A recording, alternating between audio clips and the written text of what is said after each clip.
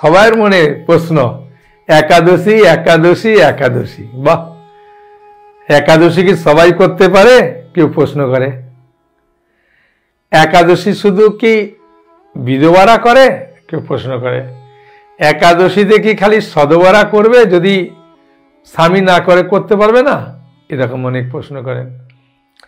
একাদশী কি যে বাবা মা মারা গেছে শুধু একজন বাড়ির লোক করবে, যে আগুন দেয় মুখে 1 বছর? এরকম একাদশী সম্বন্ধে হাজার মানুষের কাছে হাজার রকম নিয়ম, আবার বিভিন্ন জায়গায় বিভিন্ন রকম নিয়ম। এমনকি অরুণাচলে গেছি, সেখানে বলছেন প্রভু কৃষ্ণ কালো, কৃষ্ণপক্ষের একাদশী করি, শুক্লপক্ষের একাদশী করি না। হ্যাঁ, তা ব্যাপারটা হচ্ছে কি, একাদশীতে শাস্ত্রে যে যে নিয়ম আছে আমি সেগুলো বলবো। আর যদি কোনো প্রশ্ন আপনাদের মনে থাকে মন খুলে হাসি মুখে করতে পারবেন, ঠিক আছে? হরে কৃষ্ণ। খুব খুশি। আপনারা যেরকম সবাই প্রশ্ন করছেন, জানতে চাইছেন, ঠিক এই রকম ভাবে জানতে চেয়েছিলেন জৈমিনী ঋষি ব্যাসদেবের কাছে। ব্যাসদেবের শিষ্য হচ্ছেন জৈমিনী ঋষি।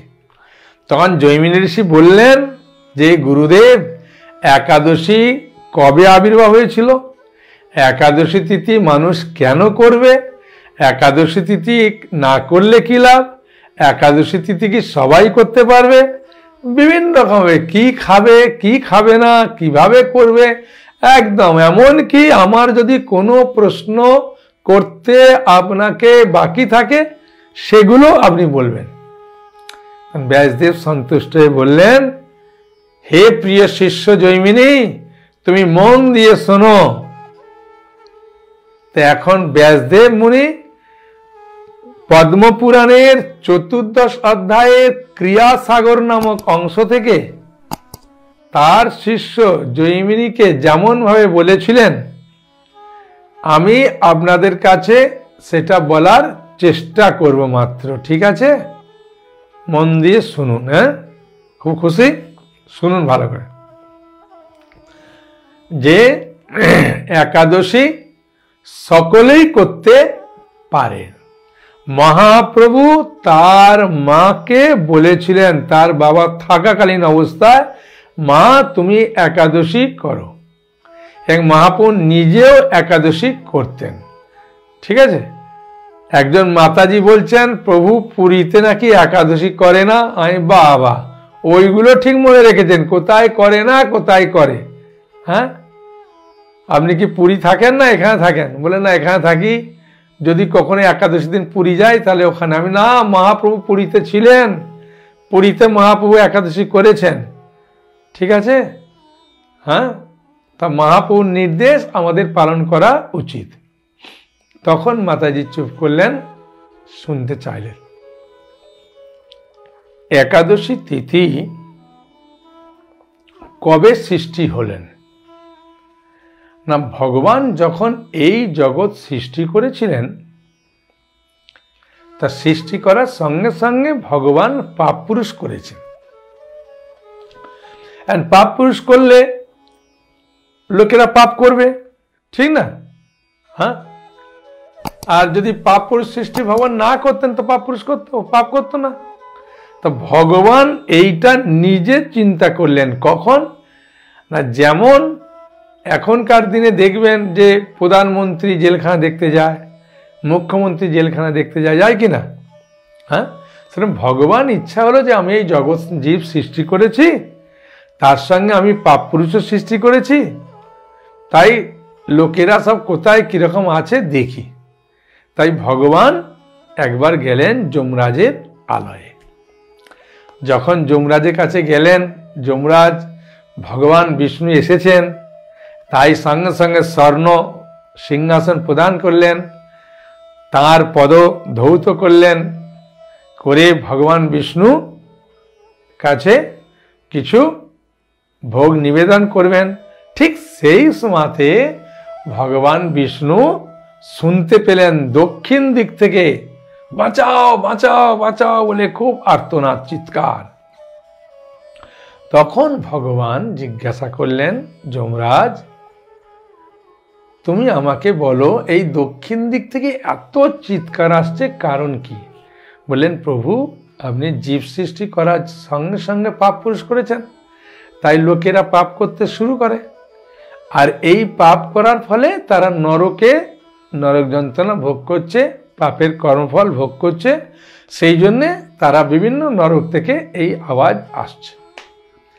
ভগবান চিন্তা করলেন, আমি সকল জীবের পিতা, আমি পাপ পুরুষ সৃষ্টি না করলে তা লোকেরা পাপ করতো না।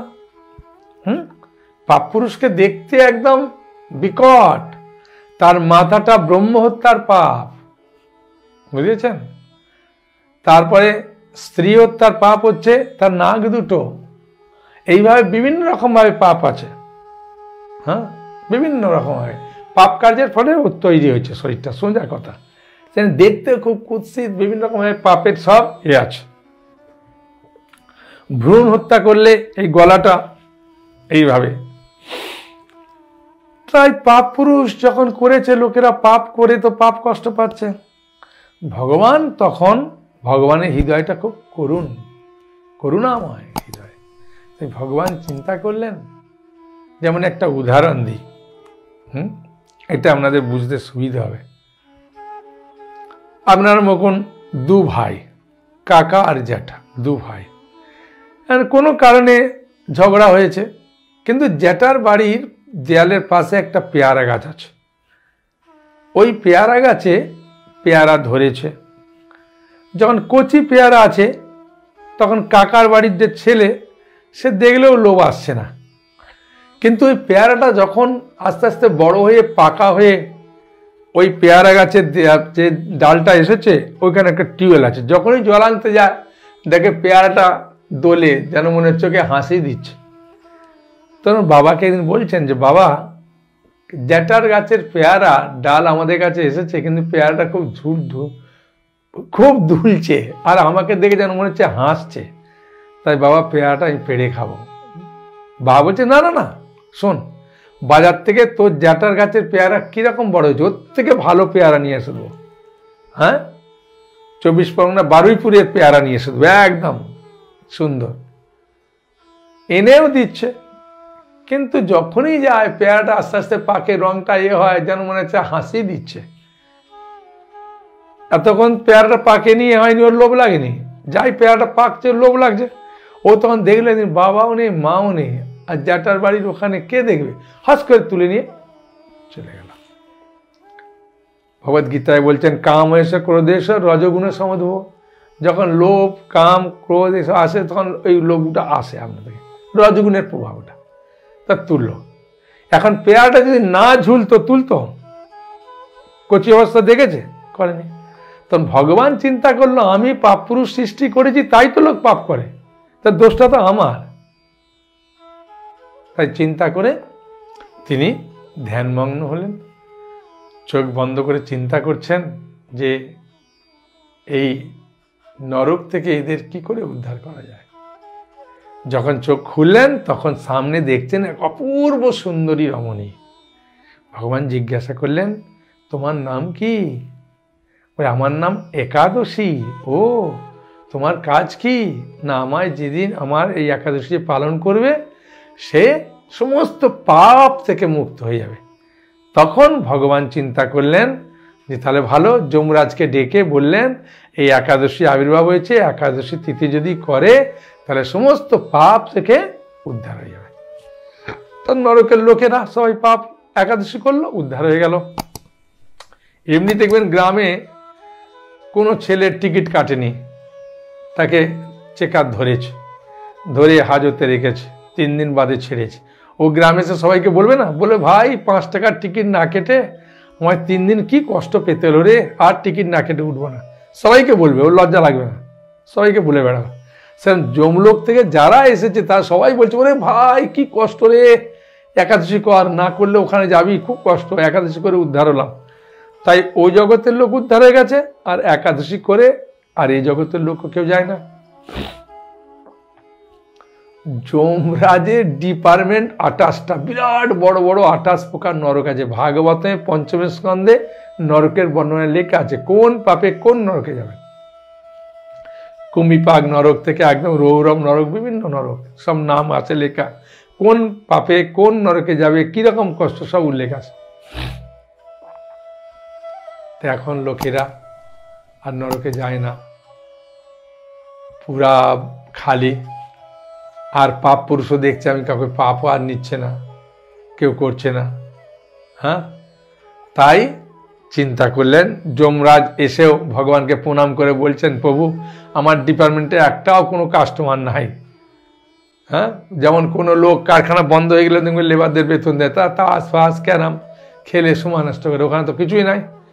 তাই লোকেরা এসে বলছেন প্রভু সেবা দাও। তখন যমরাজ চিন্তা করছেন কি করব। তখন যমরাজ এসে প্রভুকে একদিন বললেন যে প্রভু আমাকে একটু অন্য ডিপার্টমেন্টের সেবা দেন। বলে কেন?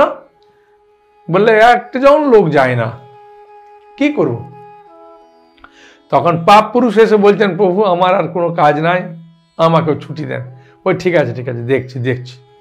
তখন একাদশীকে ডাকলেন যে একাদশী তোমার এই তিথি করে সমস্ত লোক উদ্ধার হয়ে গেল, কেউ আর যাচ্ছে না, যমরাজের ডিপার্টমেন্ট পুরা খালি, পাপ পুরুষও কান্না করছে।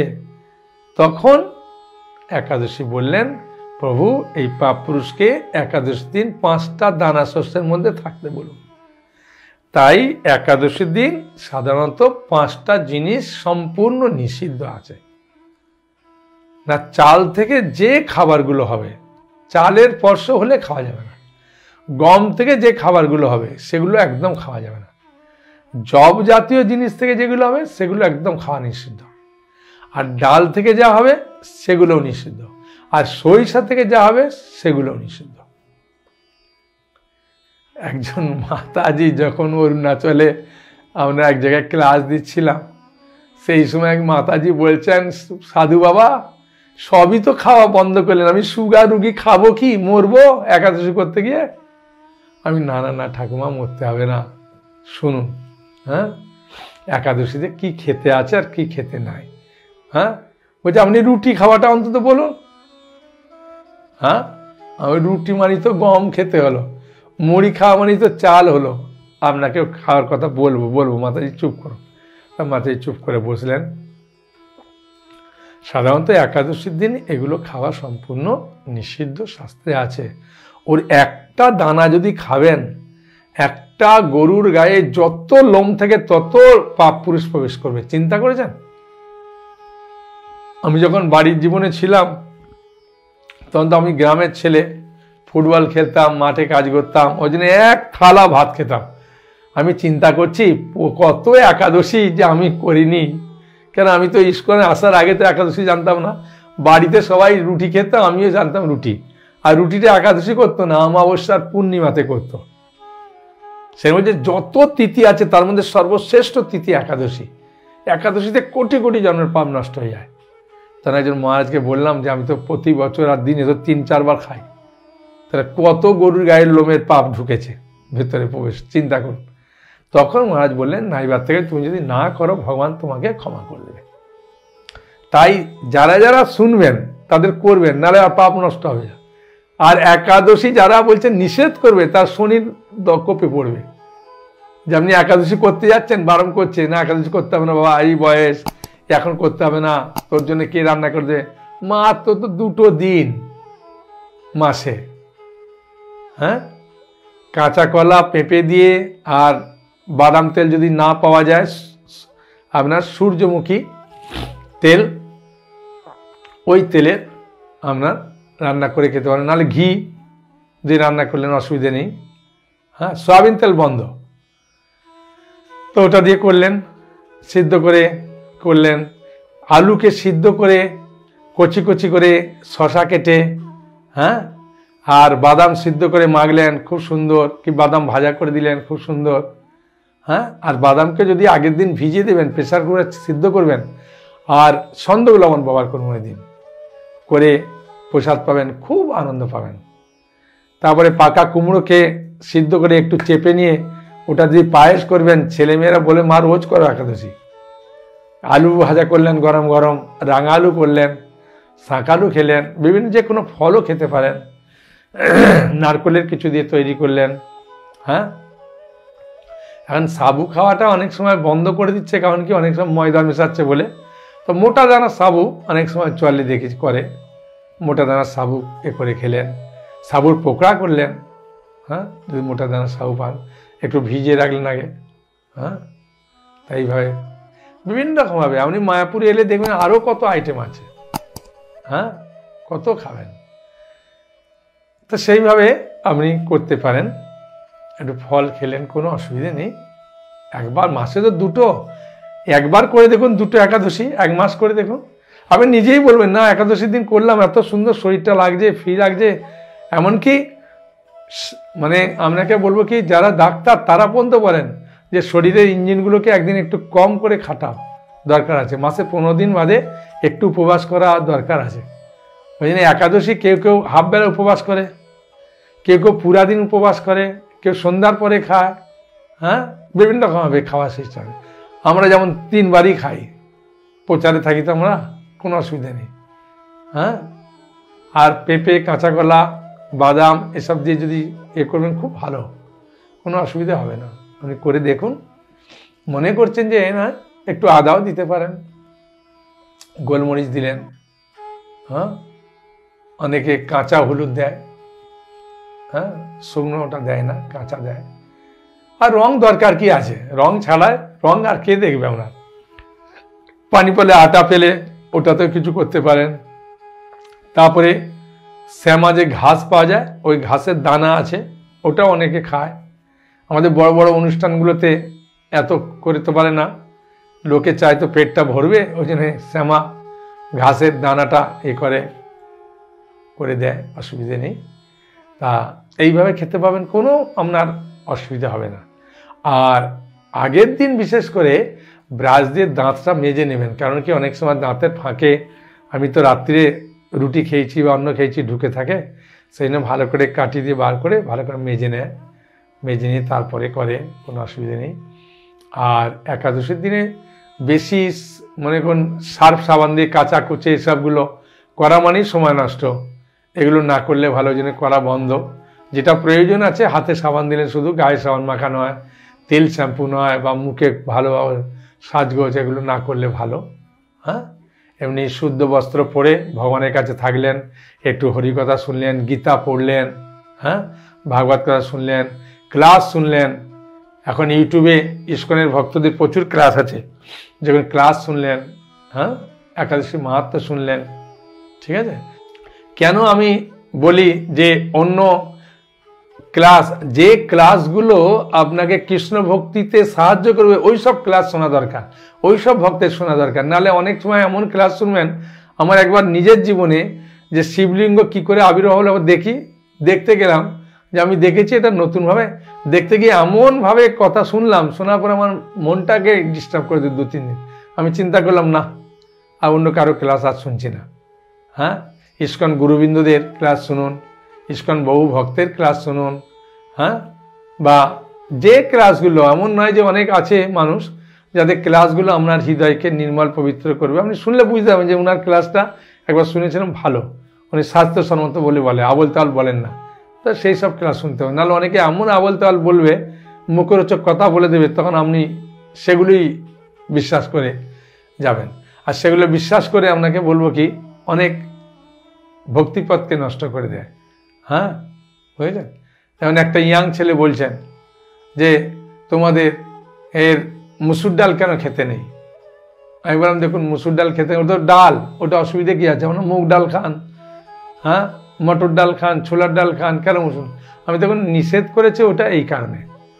তা আমি আপনাকে প্রশ্ন করবো, আপনি উত্তর দেন। বলছে বলুন। আমি বলছি আপনি পোস্ত খান? উনি বলছে হ্যাঁ খায়। তা পোস্ত যদি খান, পোস্তর খোলাটা কেন খান না? বাড়িতে আপনি বলবেন যে 1 গ্লাস আমি ভিজিয়ে খাবো, মা সঙ্গে সঙ্গে কী বলবে? দোকানে পোস্ত বিক্রি হয়, লাইসেন্স নেই, যাই আফিন বিক্রি, খোলাটা বিক্রি করে, ওর নাম আফিন, খেলি আমরা জানি যে ওটা ক্ষতিকারক, ওটা উল্লেখ আছে। বলবেন কেন? দানাটা খাচ্ছি, খোলাটা অসুবিধে কি? হ্যাঁ, বাবাকে প্রশ্ন করেছেন, তার মা বাবাই উত্তর দিয়ে দেবে আপনাকে, মারবে এক থাপ্পড়, বলে যা, হ্যাঁ, বলে আমি এক দানা এক মুঠো পোস্ত খাই, তাই এক মুঠো আমি সব এই খাবো আফিন খাবো। বলে না বাবা, মরে যাবি বাবা, ওটা খাস না, হ্যাঁ ক্ষতি হবে। তা সেটা শাস্ত্রে যেটা না করেছেন সেটাই আমরা বলি, যেটা হাঁ করেছে ওটা বলি, তখন ছেলেটা খুব সহজে বুঝতে পারলো। তা সেই জন্য আমি বলবো একাদশীর দিন এইভাবে করুন। আর তার পরের দিন যে পালন করবেন, হ্যাঁ এমনি কোনো কাজ যদি শুভ কাজ করবেন তার আগে একটা সংকল্প মন্ত্র আছে। হ্যাঁ, যেমন একাদশীর দিনে এই জন্মাষ্টমীর আগের দিন দেখবেন সংকল্প করায়, অধিবাস তিথি হয়। হ্যাঁ, যদি আপনি একাদশী ভালো করে করবেন, একটা সংকল্প করতে হয় যে ভগবান আমি আগামীকাল একাদশী করব, তাই আমি সংকল্প করছি কি নির্জলা করব, কি হাফ বেলা করব, কি আমি 25 মালা জপ করব, কি আমি গীতা পড়ব, কি ভাগবত পড়ব। হ্যাঁ, ওদের মিথ্যা কথা বলবো না, কারোর সঙ্গে ঝগড়া করব না, হ্যাঁ কোনো খারাপ জিনিস দেখব না। হ্যাঁ, এইভাবে সংকল্প করতে। তা সংকল্পের মন্ত্রটা হরিভক্তি বিলাসে বলেছেন, আমি আপনাদেরকে বলছি, আমারও মনে নাই। আমি হরিভক্তি বিলাসের 1300 বিলাসে 9 নম্বর শ্লোকে অংশে এরকমভাবে উল্লেখ আছে যে দশমীর দিন মানে আগের দিন ভগবানের কাছে দাঁড়িয়ে ভগবানের কাছে প্রার্থনা করলেন। আমি আস্তে আস্তে বলছি, আপনারা লিখেও নিতে পারেন। একাদশাং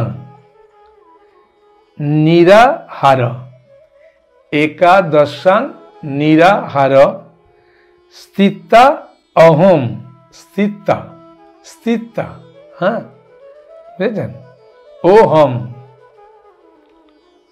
অপরেয় হনি, অপরেয় হনি, হ দন্তনে আসে, অপরেয় হনি। পরের লাইনটা হচ্ছে বক্সামি পুণ্ডরী কাক্সা, হ্যাঁ বক্সামি পুণ্ডরী কাক্সা শরণং, বুঝেছেন, বক্সামি পুণ্ডরী কাক্সা শরণং মে ভাবাচ্যুত, মে ভাবাচ্যুত। হ্যাঁ, এই হচ্ছে একাদশীর আগের দিন মানে দশমীর দিন রাত্রিবেলা ভগবানের কাছে প্রার্থনা করলেন। আর না হলে হাত জোড় করে বললেন যে প্রভু আমি আগামীকাল একাদশী করব, আপনি আমাকে সাহায্য করুন যাতে আমার বাড়িতে সবাই শান্তি মিলে করতে পারি। এবং একাদশীতে যেমন করবেন যে আমি একবেলা উপবাস করব কি করব না, হ্যাঁ সকালে আমি মিষ্টি জল খেলাম বা একটু ঠান্ডা জল খেলাম, হ্যাঁ খাবেন, চা খাবেন না। একজন মাতাজি বলছেন প্রভু আমাকে 14 কাপ চা দিতে খেতে দেন, আমি পুরা নির্জলা করে দেবো। আমি 14 কাপ, বলছে হ্যাঁ 14 কাপ খেলে আমার পুরা নির্জলা হয়ে যায়, হ্যাঁ রাত্রির উপবাস পর্যন্ত করে দেবো। আমি তাই নাকি? বলছে হ্যাঁ। বলছি না মাতাজি, চা খাওয়াটা নিষিদ্ধ আছে, একটু গরম দুধ খাবেন, ঠিক আছে, হ্যাঁ কোনো অসুবিধে নেই। ছেলেকে বলবেন যে বাবা আমাকে ভালো গরুর দুধ এনে দাও তো, আমি একটু মিজরি দিয়ে, হ্যাঁ বুঝেছেন, খাবো, তাই খাবেন, ঠিক আছে কোনো অসুবিধে নেই। হ্যাঁ, গুড় দিয়ে খেতে পারেন মিশিয়ে, হ্যাঁ তাতে অম্বল হবে না, গ্যাস হবে না, ঠিক আছে। তখন মাতাজি বলল ঠিক আছে বাবা। আমার সব বয়স্ক কাস্টমারগুলি পড়ে আর তারা এমনভাবে বলে আমাকে, আমি তখন তাদেরকে এইভাবে বলি, উপায় নাই। আর একাদশীর পরের দিন একটা সময় আছে, ইস্কন ক্যালেন্ডার বলে, দেখবেন আমাদের সবাই মোবাইলে আছে, ইস্কন ক্যালেন্ডার বলে টিপলে পরের দিন পারণের একটা সময় দেবে। সে পারণের সময় সাধারণত একবার শ্রীশ্রীমৎ ভক্তিচার্য স্বামী গুরুরাজ বলছিলেন যে জগন্নাথের যে সগুণ প্রসাদ পাওয়া যায়, কেউ জগন্নাথে গেলে আনতে পারবেন, 1 প্যাকেট মাত্র 10 টাকা নেয়, ওটা আপনার 1 বছর চলে যাবে। মাত্র 2টো করে দানা নেবেন, তো বেশি তো নয়, 2টো একটা কৌটোয় রেখে দিলেন, কোনো অসুবিধে নেই।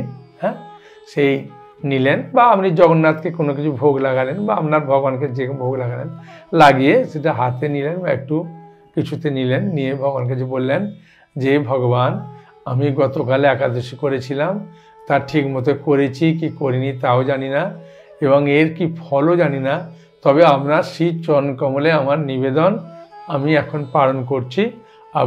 আমি গতকাল যে একাদশী করেছিলাম আমার যেন আপনার শ্রী চরণ কমলে ভক্তি লাভ হয়। হ্যাঁ, এটা বলে আপনি ভগবান মহাপ্রসাদ যদি আপনার জগন্নাথের প্রসাদ থাকে, মহাপ্রসাদে গোবিন্দ বলে মন্ত্র বললেন, বলে চালটা মুখে দিলেন, হ্যাঁ, দিয়ে তারপরে একটু জল খেয়ে নিলেন যাতে পেটে যায়, হ্যাঁ, এইভাবে করতে পারেন। আর নাহলে হরিভক্তি বিলাসে 1300 বিলাসে 92 নম্বর শ্লোকে একটা মন্ত্র আছে, হ্যাঁ, বুঝেছেন? এটা হরিভক্তি বিলাস সনাতন গোস্বামীর লেখা, তো ওখানে সব আছে। এই মন্ত্রটাও বলতে পারেন, আমি আস্তে আস্তে বলছি, আপনারা খাতায় লিখে নিতে পারেন, ঠিক আছে? সবাই লিখুন, যদি সবাই খাতা নিয়ে আসেননি, যারা নিয়ে এসেছেন তাদের কাছ থেকে পরে লিখে নেবেন, হ্যাঁ, শুনুন ভালো করে, হ্যাঁ। অজ্ঞান তিমিরন্ধস্য, এটা তো আমরা সবাই জানি। অজ্ঞান তিমিরন্ধস্য ব্রতে, ব্রতে, হ্যাঁ, না নেব কেশব। তাহলে অজ্ঞান তিমিরন্ধস্য ব্রতে না নেব, হ্যাঁ, কেশব, এটা হচ্ছে প্রথম লাইন, হ্যাঁ, ভগবান কেশবের নাম। আর দ্বিতীয় লাইন হচ্ছে প্রসিদ সুমুখ, হ্যাঁ, প্রসিদ সুমুখ নাথ জ্ঞান দৃষ্টি প্রদ ভব। আর একবার বলছি শুনুন, হ্যাঁ, অজ্ঞান তিমিরন্ধস্য ব্রতে না নেব কেশব, প্রসিদ সুমুখ, প্রসিদ পয়রফলা দংশয় দীর্ঘই দ, প্রসিদ সুমুখ, হ্যাঁ, সুমুখ নাথ, হ্যাঁ, দন্ত নয়কা থ, নাথ জ্ঞান আর দৃষ্টি প্রদ পয়রফলা আর দয়কা প্রদ ভব, হ্যাঁ। তাহলে পুরাটা বলছি, একবার মিলিয়ে নেন। অজ্ঞান তিমিরন্ধস্য ব্রতে না নেব কেশব, প্রসিদ সুমুখ নাথ জ্ঞান দৃষ্টি প্রদ ভব, হ্যাঁ, বুঝেছেন? আমারও মুখস্থ নেই, কারণ আমি এই হরিভক্তি বিলাসে প্রথম দেখলাম অনেকে চাইছে, বলছে, আমি তখন দেখলাম বলি, আমি জগন্নাথের কাছে প্রার্থনা করি, হ্যাঁ। আর অনেকে বলেন যে আপনাদের একাদশীটা একাদশীর দিনে হয় না, দ্বাদশীর দিনে হয় কেন? তা এটা হয় না এই কারণে, ইস্কন তো সারা বিশ্বে আছে, আর পুরা বৈজ্ঞানিক পদ্ধতি অনুযায়ী এটা হয়, এটা এমনি সাধারণ দৃষ্টিতে নয়।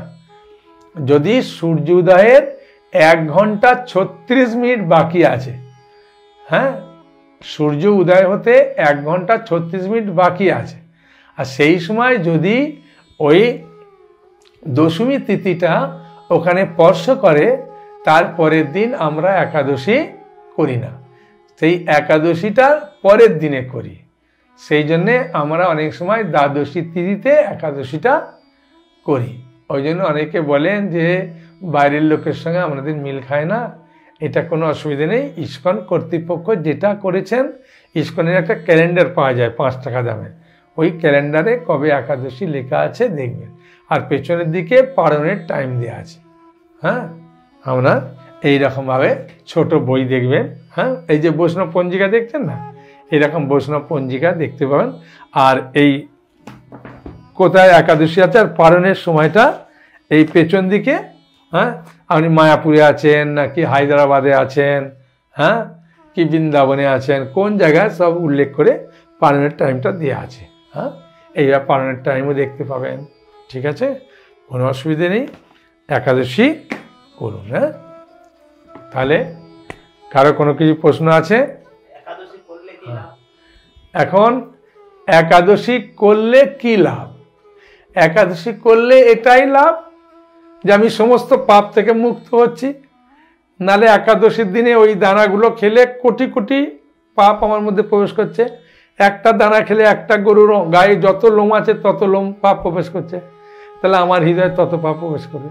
আর একাদশী করলে প্রত্যেকটা একাদশীর এত সুন্দর সুন্দর মাহাত্ম, সব একাদশীতে বহু বহু জন্মের পাপ নষ্ট হয়ে যায়, হ্যাঁ, বিভিন্ন রকমভাবে পাওয়া যায়। একাদশী করে অনেকে পুত্র, একাদশী করে অনেকে পুত্র লাভ করেছে।